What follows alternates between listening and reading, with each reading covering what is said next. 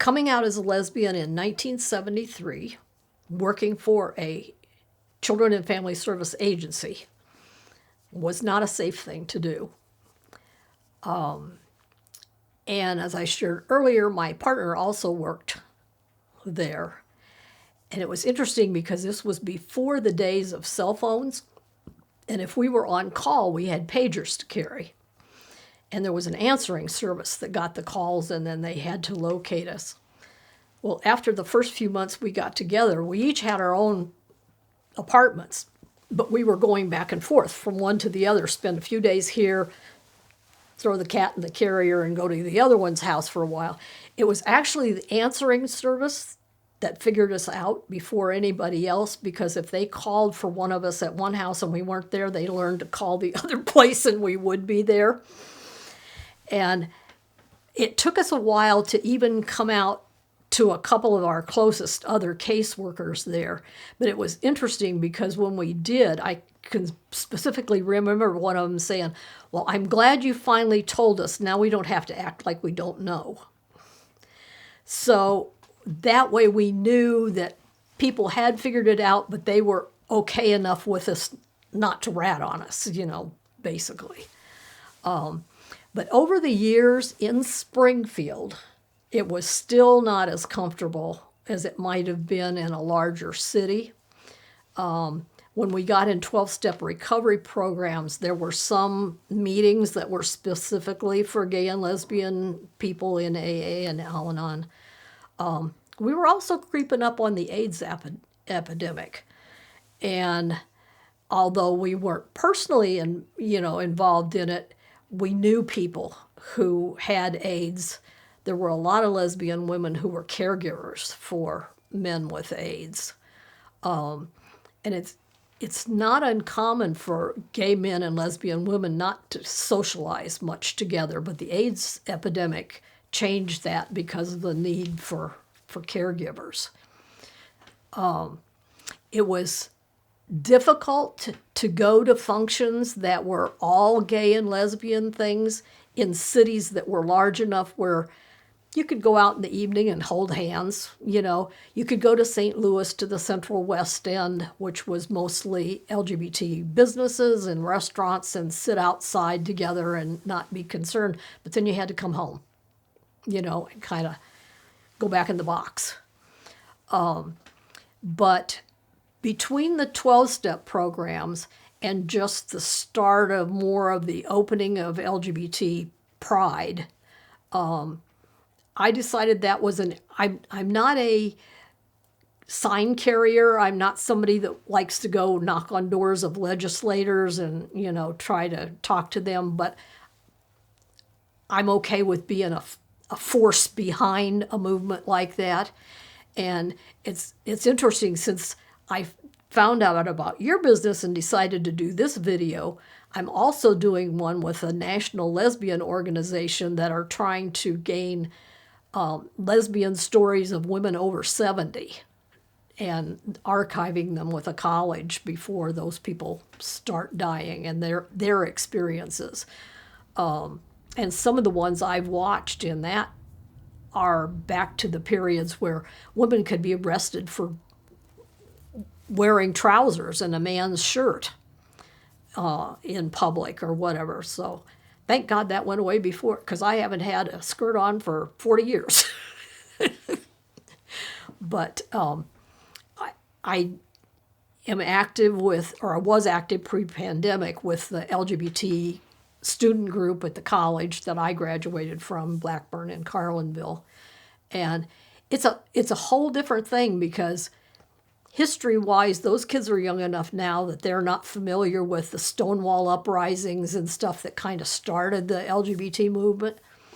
And I'm not familiar with the openness that they have and how they've expanded their preferences, how they describe their gender and their love concerns.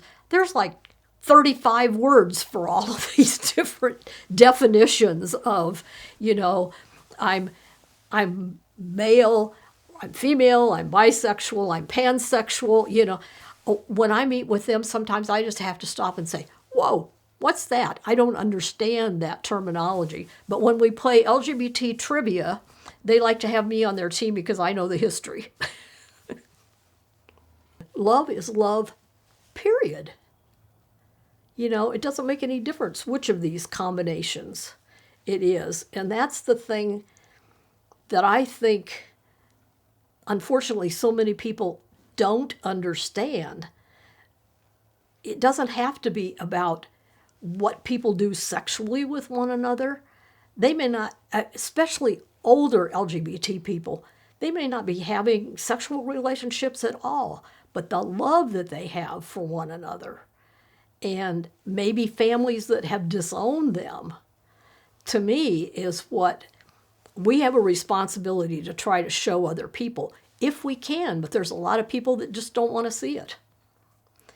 And whereas I took flack as a DCFS worker because I was single and didn't have kids, and why was I, trying to tell somebody else how to raise their family, my second relationship was with a woman who had been married and had children. And so I took on stepchildren when they were teenagers, which is not a smart thing to do. But I'd already fallen in love with her before I knew she had kids. I don't think it would have made any difference, but it would have been nice not to have teenagers right off the bat in a new relationship. But I think that's what's important to me. I was somebody that attended the PFLAG organization for a while, which is Parents and Friends of Lesbians and Gays. And that organization has morphed now to be open to LGBT people. It used to be it was only for parents. And it was it was like a self-help program for parents who have found out they have a gay child and they don't know what to do about it, or they're really opposed to it, or they want to send their kids to conversion therapy. And we were going, my partner and I were going to a group that met in Collinsville at the time, and they actually invited us to come to one of their meetings because at that time we'd been together like 16 years. And one of the parents said, we've got parents coming that once they find out they've got a gay son or a lesbian daughter, they think it's just going to be a lifetime of this little relationship, hop in bed, go on somewhere else. And they don't even see the option that they can have the same long-term loving relationship that the parents have got. And so that was another kind of service opportunity just to share ourselves and say, yeah, we do have relationships just like you guys, and sometimes we fight and, there's still the stereotype of what gay men are like and what lesbian women are like. And my second partner, who had children, and I were both very outdoorsy people, very craft-oriented, not craft in terms of, making things at the kitchen table, but building stuff like decks and that kind of thing. And we added on to our house. We built a deck and that kind of thing. And her daughter was just getting to be dating age and was going to Ursuline. And one day when she had asked her mom if she could bring her boyfriend over to the house, we didn't know for sure whether she was sharing our relationship with her friends or not. As it turned out, she was. But she sat down at the dinner table one night and she said, "I'm bringing John home after school today. Would you please just not be on the roof with a tool belt on or something like that?" So we kind of had to schedule her company with our activities for a while. But it turned out that her friends, for the most part, knew before they came. They were okay with it. And one morning she came to the breakfast table looking like she'd been up all night, which she had, and she said, "Mom, I just can't go to school today. I've been on the phone all night long with one of my friends who just found out that her mom is a lesbian, and she doesn't know what to do about it." And so then her daughter was actually counseling her classmate on, hey, living with a lesbian mom is really okay. We had a workshop in the basement of the house I grew up in, and I spent a lot of time sitting on the end of the workbench just watching him and learning. He could fix anything, make something out of nothing, and I just ate it up.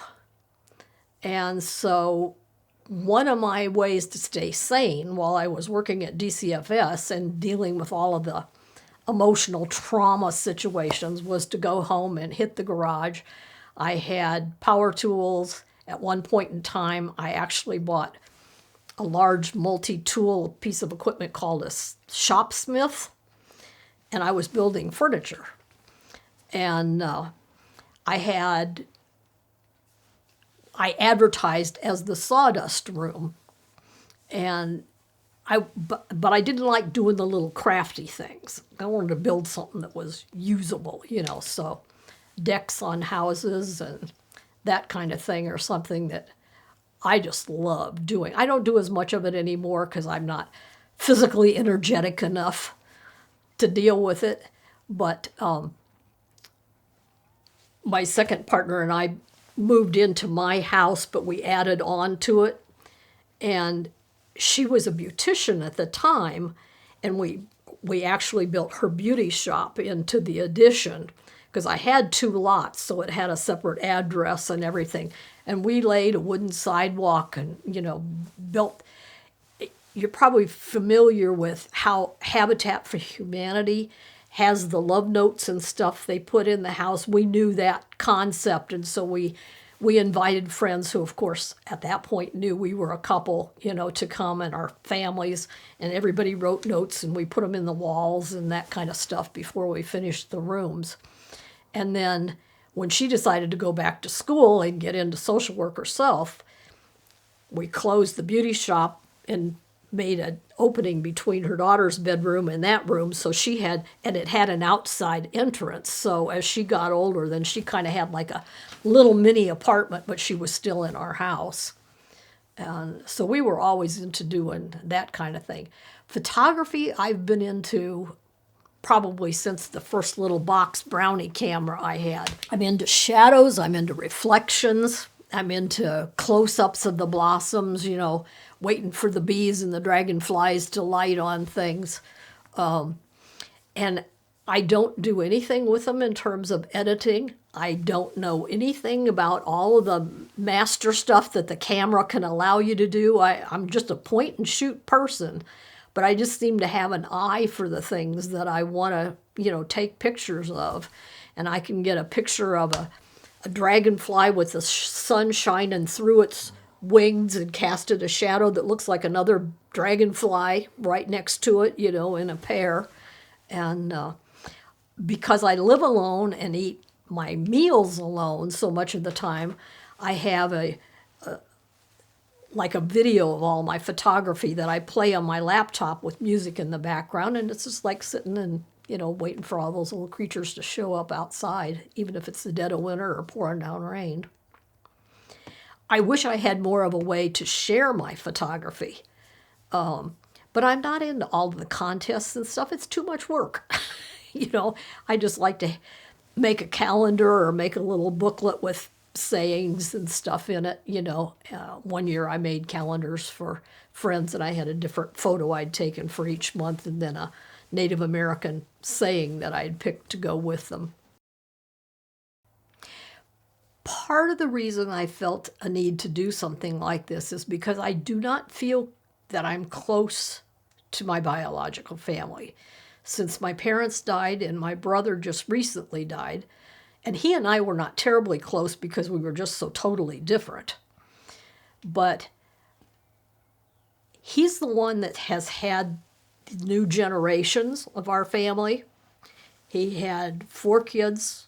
They've had 9 kids. And they've had 7 so far and more on the way. But they've never been around me. So I don't really feel like I know them. Kids today see their families, I think, more so than we did. We thought of parents and grandparents and, the generations behind them. But what I see of kids today is family is from them on down.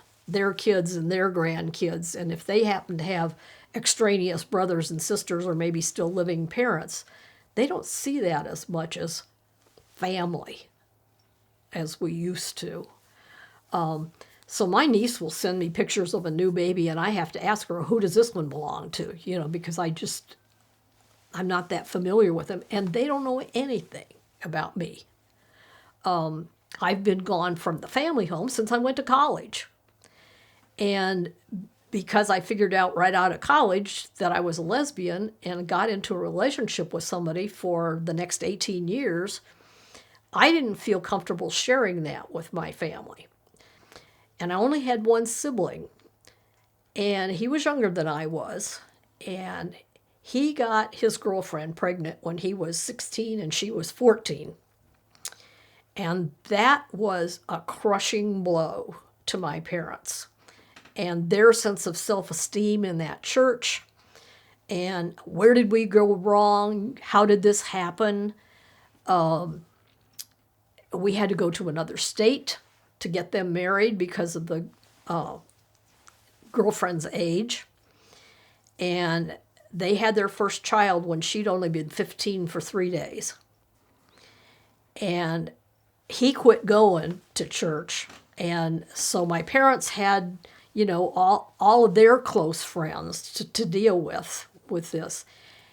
And I immediately, upon figuring out that I was gay, decided I was not telling them, because there were only 2 of us kids. They already felt like they somehow had failed with their son, and I wasn't going to do it to them again. And I felt like that's the reaction they would have. So it wasn't until the end of that 18-year relationship that I finally owned to them, because of my grief at that point. I had to let them know why we weren't living in the same house together anymore and that kind of thing. And they kind of sort of accepted it out of love for me, but they didn't accept it as something for other people. My dad would still make jokes about gay men and that kind of thing, and not even seem to connect that he was basically saying the same thing about me. It's interesting because they came through the Depression and were in the early post-war financial situations. They thought it was perfectly fine for 2 women who worked together to share a home together. That was just being frugal. And, that was a really something that made sense. And they could totally ignore whatever they saw in the way of an emotional connection between us. I don't know that they shared that. I shared it with my brother. And I don't know whether he shared it with his kids. It would have been only his kids at that point. I know my parents were not comfortable sharing it with their friends.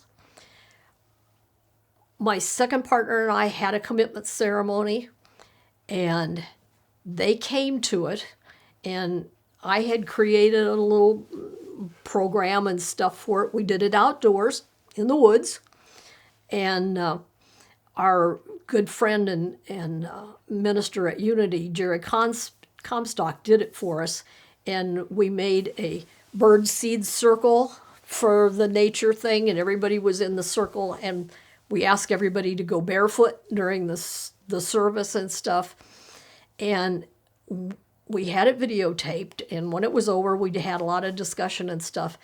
And I remember noticing that my mom had this program in her hand, and she kind of just looked sad. And I asked her if she was okay, and she said, yes.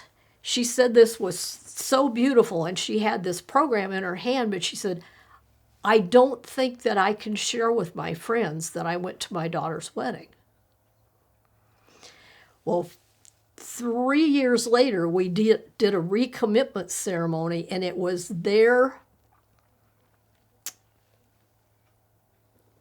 60th wedding anniversary. And they did a recommitment with us together. And so that really was kind of the capstone for me of their sense of accepting my life and my relationship, to be willing to do a recommitment of their relationship at the same time we did a recommitment of ours. And that was, the second one was when my partner decided to include her children, which we did not the first time around.